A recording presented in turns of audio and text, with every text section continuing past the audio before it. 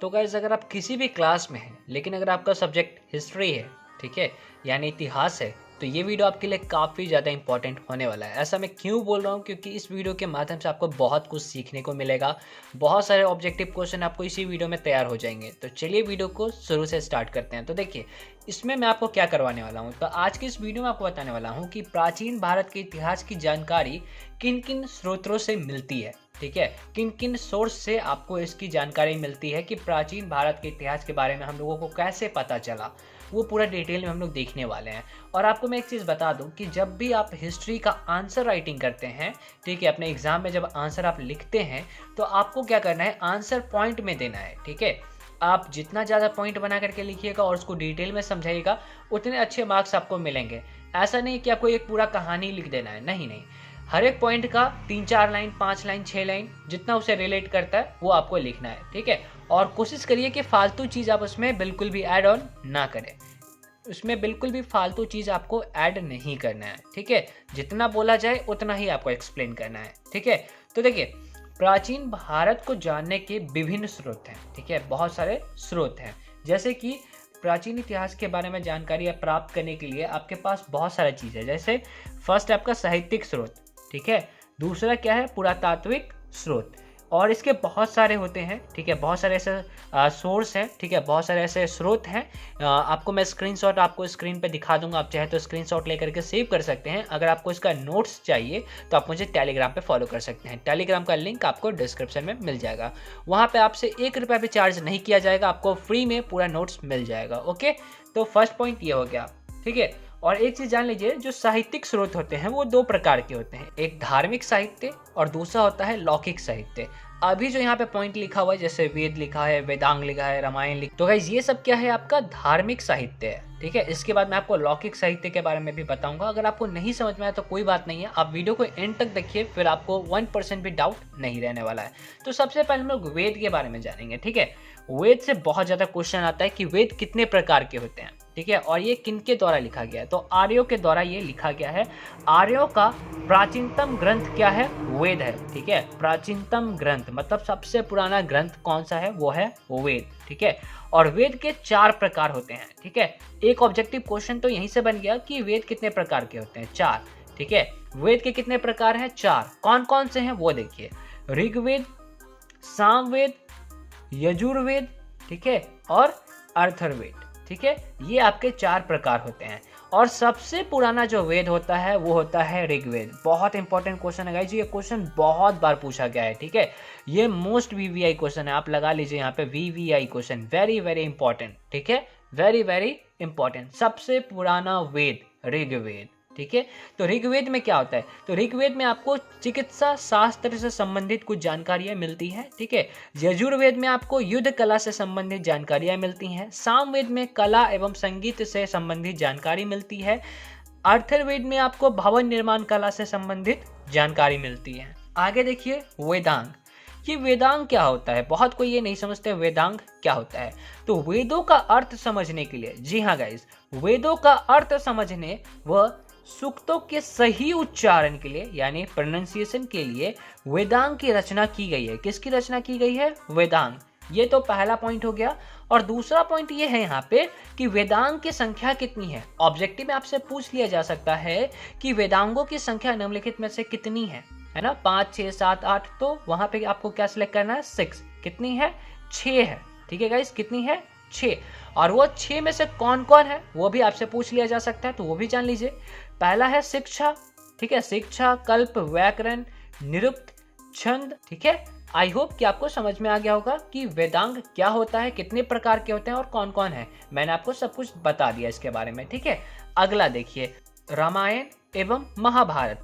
तो आपसे पूछ लिया जा सकता है कि रामायण के रचयिता कौन है। तो रामायण के रचयिता कौन है, तो वाल्मीकि। कौन है, वाल्मीकि। ओके, अगला क्वेश्चन बन सकता है आपसे कि महाभारत के रचयिता कौन है, तो व्यास। कौन है, व्यास। ओके, तो ये हो गया आपका धार्मिक साहित्य के आधार पे। जैसा कि मैंने आपको बताया ना कि साहित्यिक स्रोत आपके 2 प्रकार के होते हैं, ठीक है। कितने प्रकार के होते हैं, 2। एक धार्मिक साहित्य और एक लौकिक साहित्य, ठीक है। तो मैंने आपको धार्मिक तो बता दिया, धार्मिक के कुछ पॉइंट मैंने आपको बता दिए। अब देखिए लौकिक के क्या पॉइंट होते हैं और ये लौकिक साहित्य क्या है उसके बारे में थोड़ा सा जान लेते हैं। तो देखिए, धार्मिक साहित्य के अलावा लौकिक साहित्य से भी इतिहास का काफ़ी ज्ञान होता है, ठीक है। आगे देखिए, कई ऐतिहासिक ग्रंथ हैं जिनमें राजाओं और उनके शासन का वर्णन मिलता है। अब आपको समझ में आ गया होगा कि लौकिक साहित्य क्या होता है। कई ऐसी ऐतिहासिक ग्रंथ हैं, ठीक है, कई ऐसे पुराने ऐतिहासिक ग्रंथ हैं जिनमें राजाओं और उनके शासन का वर्णन मिलता है, तो उसको हम लोग क्या समझ सकते हैं, लौकिक साहित्य समझ सकते हैं, ठीक है।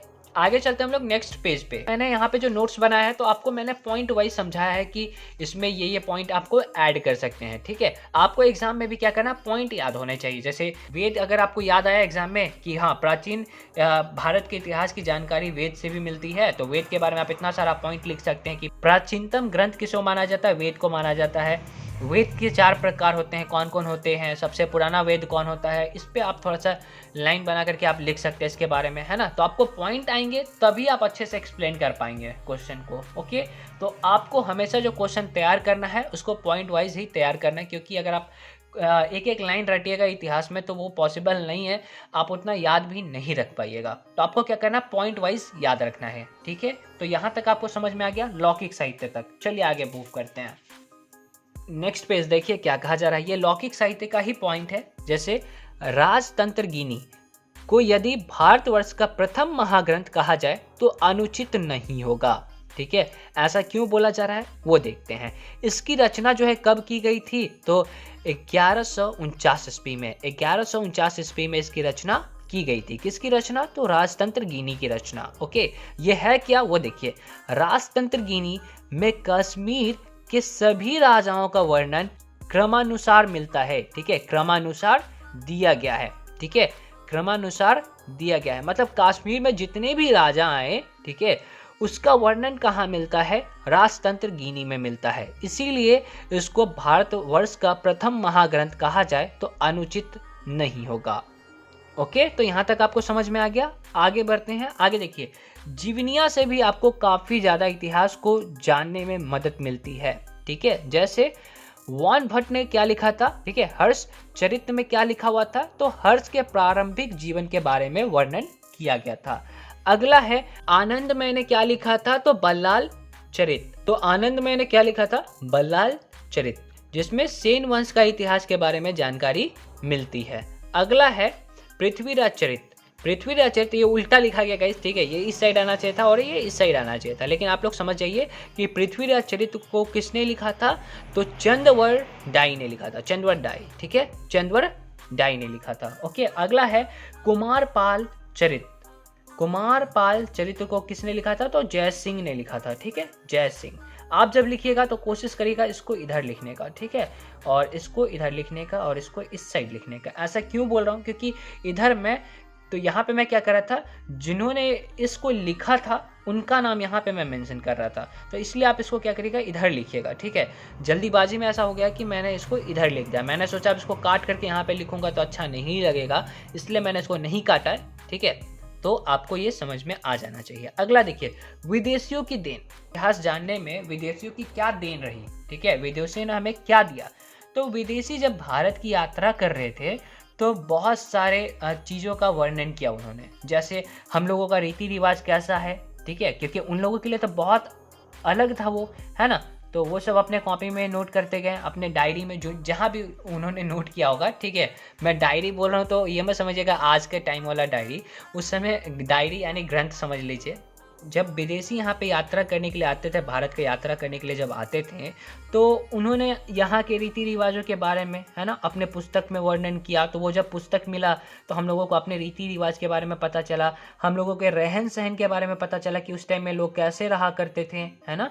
तो देखिए, उसमें से जो सबसे इम्पॉर्टेंट है वो है, मुस्लिम लेखकों में सर्वश्रेष्ठ कौन रहा है, अल बेरूनी था, ठीक है, अल बेरूनी, ठीक है। ऐसे बहुत सारे यात्री आए गाइस, एक ही नहीं, बहुत सारे यात्री आए, अलग अलग देश से आए और हमारे देश के बारे में बहुत विस्तार से मतलब एक्सप्लेन किया है, बताया है उन्होंने कि ऐसे ऐसे हुआ करता था हमारे देश में। और वो सब जब खुदाई के दौरान मिलता है, जो भी उन्होंने लिखा है वो सब जब मिलता है, तो उसकी मदद से हम लोग पता लगाते हैं कि वो किस समय का है ना, और उसमें क्या सब लिखा गया उसको डिकोड किया जाता है, क्योंकि उस टाइम का थोड़ा सा लैंग्वेज अलग था, है ना। पहले इतिहास में कौन सा भाषा ज़्यादातर चलता था, तो संस्कृत, ठीक है, और उससे भी पहले कोई कोई भाषा तो चलता ही होगा, है ना। तो वो सबको डिकोड करना पड़ता है, और कुछ कुछ तो ऐसे भाषाएं हैं जिनको अभी तक डिकोड नहीं कर पाया गया है, ठीक है। आगे देखिए, पुरातात्विक स्रोत है ना, पुरातात्विक स्रोत में क्या क्या मिलता है वो देखिए। अभिलेख से हम लोगों को जानकारी मिलती है, ठीक है, स्मारक से और मुद्राएं, ठीक है, करेंसी, मुद्राएं। तो देखिए, अभिलेख आपका दो प्रकार का होता है, एक देशी अभिलेख और दूसरा विदेशी अभिलेख। सेम स्मारक भी आपका दो प्रकार का होता है, एक देशी स्मारक और दूसरा विदेशी स्मारक। अगर आपको इसको डिटेल में जानना है तो आप जा करके बुक को प्रीफर कर सकते हैं, क्योंकि अगर मैं उतना डिटेल में बताऊंगा तो काफ़ी ज़्यादा वीडियो लॉन्ग हो जाएगा। ओके, आगे देखिए, थोड़ा सा मैं आपको वैसे बता दूंगा कि अभिलेख क्या होता है। तो देखिए, अभिलेख किसको बोलते हैं, ठीक है। प्राचीन भारत के शिलाओं, धातुओं, गुफाओं आदि पर प्राचीन लोगों ने जो लिख दिया वह अमिट है। अमिट मतलब जिसको मिटाया नहीं जा सकता है। किंतु दुर्भाग्यवश अशोक से पहले का कोई अभिलेख प्राप्त नहीं होता है। मतलब अशोक से जो पहले का जो टाइम पीरियड था, ठीक है, समय था, काल था, उससे पहले का जो अभिलेख है वो प्राप्त ही नहीं होता है, ठीक है, वो अभी तक मिला ही नहीं है। लेकिन जो उस समय के जो लोग थे, उन्होंने जो गुफाओं पे, धातुओं पे जो आकृति बना दी, ठीक है, जो उन्होंने वहाँ पे उकेर दिया, लिख दिया, वो क्या है, अमिट है, मतलब नहीं मिट सका, ठीक है। तो हम लोगों को अभी भी देखने को मिलता है। आप जब म्यूजियम जाते होंगे तो आपको बहुत सारा ऐसा चीज़ मिलता होगा, प्राचीन चीज़ सब, है ना, देखने को। तो आई होप कि आपको ये समझ में आ गया होगा कि अभिलेख क्या होता है। आगे बढ़ते हैं, कुछ और पॉइंट देखते हैं। तो देखिए गाइस, अगला पॉइंट है स्मारक। स्मारक क्या होता है, देखिए, प्राचीन स्मारक जो आज धरती के नीचे उत्खनन में प्राप्त किए गए हैं, ठीक है। जब धरती के अंदर खुदाई किया जाता है तो उसमें हम लोगों को बहुत सारे स्मारक भी प्राप्त होते हैं, जिससे हमें इतिहास को जानने में बहुत ज़्यादा सहायता मिलती है, ठीक है, इतिहास के बारे में जानने में सहायता मिलती है। तथा कुछ धरती पर आज भी खड़े हैं। जी हाँ गाइस, कुछ स्मारक अभी भी धरती पे वैसे ही खड़े हैं जैसे उन्हें बनाया गया था, उस टाइम वो खड़े थे, ठीक है। सोचिए कि उस टाइम में कैसे चीज़ों का यूज़ किया गया होगा जो अभी तक टिके हुए हैं, है ना। तो इसका अंदाजा आप लगा सकते हैं कि यहाँ पे जो घर वगैरह बनता है तो वो ज़्यादा टाइम नहीं चल पाता है, बट उस टाइम का जो स्मारक वगैरह था वो अभी तक सही सलामत है ना। तो इसका मतलब तो ये है कि हमारे जो पूर्वज थे वो लोग काफ़ी बुद्धिमान थे, तभी तो उन्होंने ऐसा बनाया कि वो अभी तक टिका हुआ है। सोचिए कितना साल हो गया गाइस, अभी तक सही सलामत है, ठीक है। अगला पॉइंट है गाइस, मुद्राएं। मुद्रा से क्या होता है। अब आप लोग सोच रहे होंगे कि करेंसी से क्या जानकारियां मिल सकती हैं। तो देखिए, यहाँ पे मैंने 5 लिखा है, और भी इससे भी ज़्यादा हो सकते हैं, लेकिन आप 5 को पहले समझ लीजिए। राजाओं के बारे में जानकारी। जी हाँ गाइस, राजाओं के बारे में आपको जानकारी मिलेगा कि राजा जो है वो धार्मिक था या नहीं, वो कैसे पता चलेगा। अगर मुद्रा पे किसी भगवान का या फिर किसी चीज़ का आकृति बना हुआ है तो इसका मतलब राजा धार्मिक था, है ना। तो ऐसे बहुत सारी जानकारियां जो है राजा के बारे में वो पता चलती हैं। अगला देखिए, साम्राज्य विस्तार के बारे में जानकारी। अब बोलेंगे सर, मुद्रा से साम्राज्य विस्तार का जानकारी कैसे मिल सकता है। तो देखिए, ये भी पॉसिबल है। कैसे पॉसिबल है, देखिए, उस टाइम में ट्रांसपोर्ट यानी यातायात का साधन तो नहीं था, है ना। एरोप्लेन, बाइक, कार, ये सब तो उस टाइम में नहीं था, है ना। ट्रेन वगैरह तो नहीं था। तो एक जगह से दूसरे जगह जाने के लिए लोग ज़्यादा से ज़्यादा पैदल जाया करते थे, है ना। और ज़्यादा से ज़्यादा अगर देखा जाए तो बैलगाड़ी, है ना, वो भी बहुत बाद में बना था बैलगाड़ी, आप लोगों को पता ही होगा। तो एक जगह से दूसरी जगह जाने के लिए लोग क्या करते थे, पैदल जाया करते थे। अब मुझे बताइए, पैदल लोग कितना दूर ही जा सकते हैं, है ना। तो अगर मान के चलिए, अगर मान के चलिए यहाँ पे कोई सिक्का है, ठीक है, ये कोई मुद्रा है, और ये मुद्रा आपको यहाँ पे भी मिला, इस जगह पे भी मिला, सेम मुद्रा, ठीक है, जो यहाँ पे है वही मुद्रा यहाँ पे मिला। तो इससे आपको क्या जानकारी मिली, इससे आपको जानकारी ये मिली कि ये एक ही साम्राज्य है। ये यहाँ से लेकर के यहाँ तक जो साम्राज्य फैला है वो एक ही साम्राज्य है, क्योंकि उस समय के लोग जो हैं वो ज़्यादा दूर तो नहीं जा सकते, क्योंकि पैदल है ना, पैदल कितना ही दूर चले जाएंगे। तो इसका मतलब यहाँ पे जो आपका सिक्का है, मुद्रा है, ठीक है, मुद्रा जो है वो मुद्रा यहाँ पे भी मिल रहा है। इसका मतलब है कि साम्राज्य यहाँ से लेकर के यहाँ तक फैला होगा।